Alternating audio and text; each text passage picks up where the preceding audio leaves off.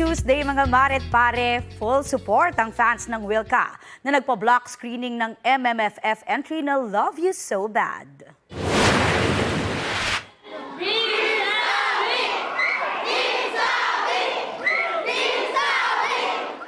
Layag na layag ang Team Savic na sinuportahan ng Wilka fans at nagtulong-tulong para sa block screening sa isang mall sa Maynila. Present dyan sina Will Ashley at Bianca de Vera na thankful sa suportang natatanggap nila lalo na sa pelikula na hindi lang mga kabataan ang nakaka-relate. I'm just so happy and grateful to see them every time na meron kaming mga ganito events. Talagang sa kahit saan mag-show up sila.